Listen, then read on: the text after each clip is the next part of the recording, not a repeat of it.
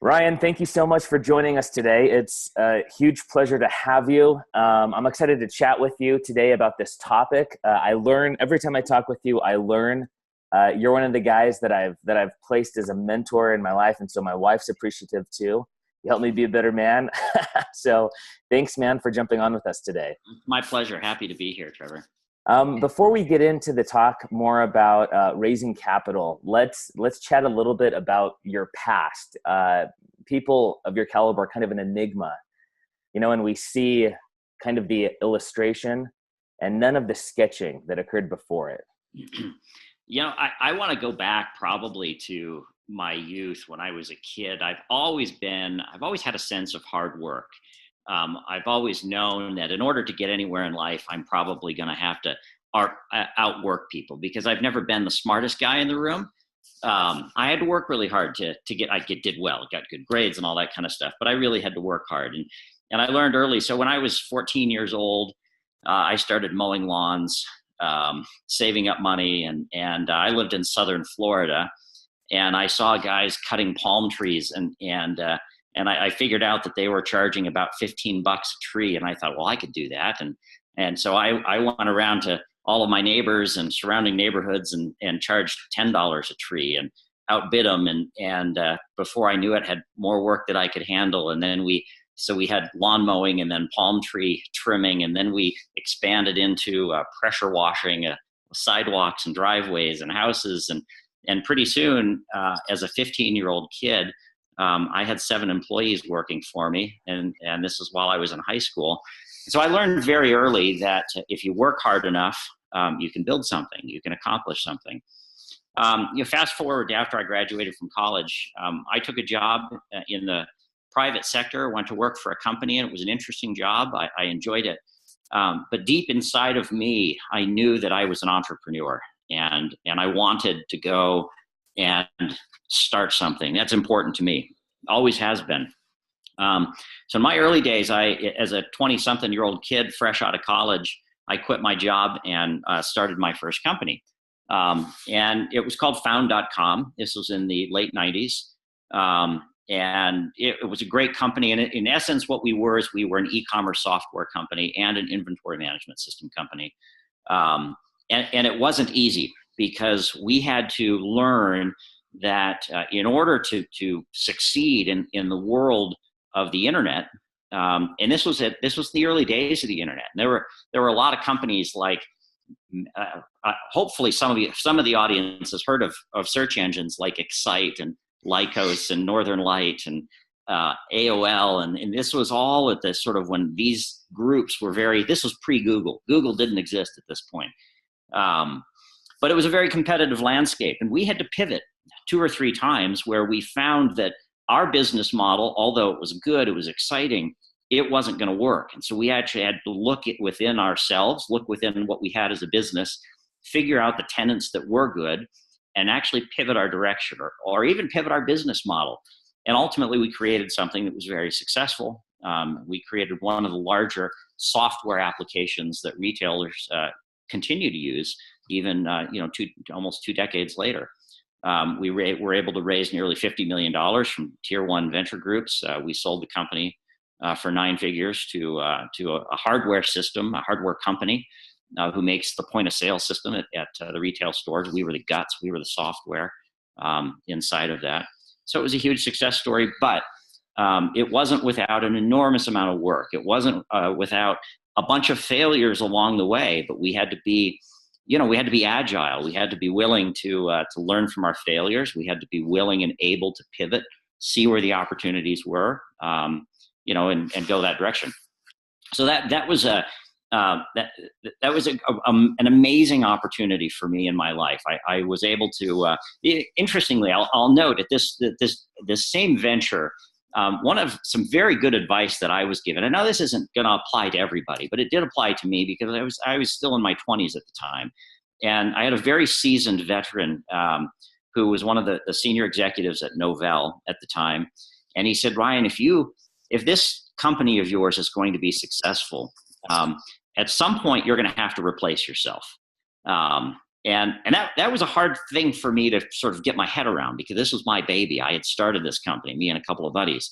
But we reached the point where we were really starting to grow, and we realized that we had built something that had legs. We had built something that could really become, a meaningful company, and something that had longevity. But we also were playing in a very sophisticated world, and we knew that we needed to surround ourselves with some people who had been there, who had some gray hair, if you will. And so one of the hardest things that I did was I actually hired an outside CEO to come in and become the CEO of my company. And it was one of the best decisions I ever made. I didn't leave the company. I stayed at his side. I stayed on the board of directors. I still was an officer and a director in the company. But having a mentor like that, watching somebody who had built, grown, sold companies, and to have a front row experience to that was an enormous learning experience for me. And to a large extent, a big part of the reason that we were successful. I went on to start a number of other businesses after that, two of which sold and had great exits, one of which was a colossal failure. And funny enough is the failure came after I had 3 really good wins. And so, I had 3 wins in a row in the business world, and I was thinking, geez, this isn't so hard. I'm kind of invincible. But that's not true. And having that failure, I had a bit of an identity crisis, where I started to really sort of question, who am I? Maybe I'm not as good as I think I am or thought I was. But interestingly, it was through the failures that I've had that I have learned far more than through any of my successes.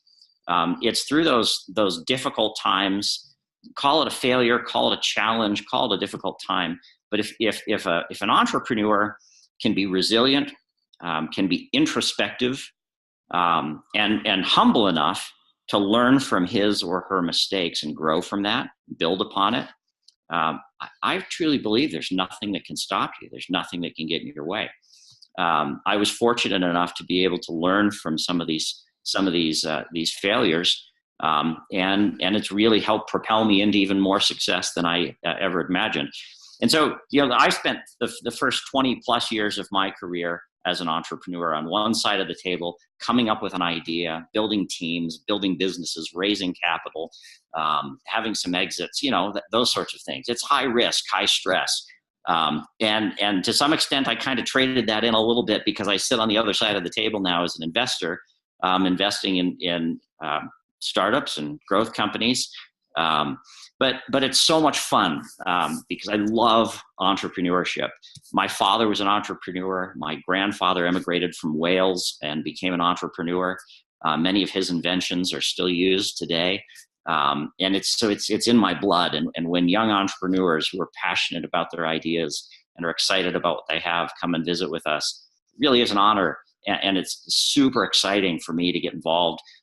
Whether we invest, whether we loan, whether we just become mentors and help, it's such a cool thing for me. Thanks, Ryan. One of the things I think that takes a lot of people blindside on the side of the head, and it did at least for me, is the moments, and there's usually a series of them, but the one moment when you were just beat down to your knees and just no matter what, the world has conspired to make you fail. Yeah. No matter how much work you put into it, no matter what you do. And I can recall multiple times like that with me. In fact, I just wrote something about the first time and my business partner joined the military. My managers went back to business school, and I kind of had to decide what I was going to do. What's a time that truly shaped that you could have gone either way? You could have not lifted yourself back up, but you did. What did that look like? And how has your mindset changed since that moment? Yeah, I've actually, I've had a number of those experiences. If I go to the first company I started, we started as a local search engine. That was our business model. This was, think back, this is again, early days of the internet. You had dial-up, right? And you're waiting, it's like crazy stuff. And so when you would do a web search back in the late 90s, you'd type in your search query and wait. And then finally this list of random results would come up. most of which were not relevant at all to what you had searched for. And so we sought to actually create a better search engine. And we created a really, really cool technology. It was working. I remember being doing a road show. I'm in New York City. I'm in offices of these big fancy venture firms, and we're being compared against Yahoo's search engine, against MSN's search engine, and people are looking at it in terms of how quickly can you generate a response and how relevant is your response. We were killing them. We were so much better, so much faster, and these banks were telling us, you guys are going to be bigger than Yahoo. We walked out of that meeting seriously thinking, all right, how many airplanes are we going to go buy tomorrow? Right? It was a heady experience. But then a few weeks later, this little startup out of Palo Alto, California called Google came out with a completely different kind of a search algorithm that just destroyed and turned search on its head. Overnight, this technology that we had worked so hard to build was obsolete. There's just no way we could compete with what Google had. So we were beat down. We were on our knees, if you will, Trevor, and we didn't know really what to do. We felt like throwing in the towel. We had investors that were saying, that's it. You guys have lost our money. There's no way we can compete. What are we going to do? You guys, it was a very, very difficult time. Not to mention the personal side of it, where I felt personally as a failure, but also I had a wife and I had 2 small children at home. And I was wondering, how am I going to support these? These are people who believed in me. And what it really came down to is we were still passionate about our idea. And we knew that we had something that could make a difference in the world. And so it was, instead of sort of letting the world get us down and tell us we couldn't, we got together, a couple of my partners and I, and we said, listen, the core fundamentals of this business are still sound.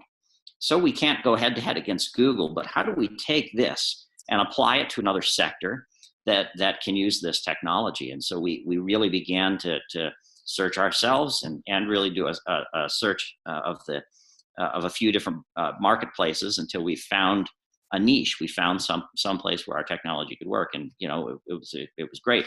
But we almost gave up.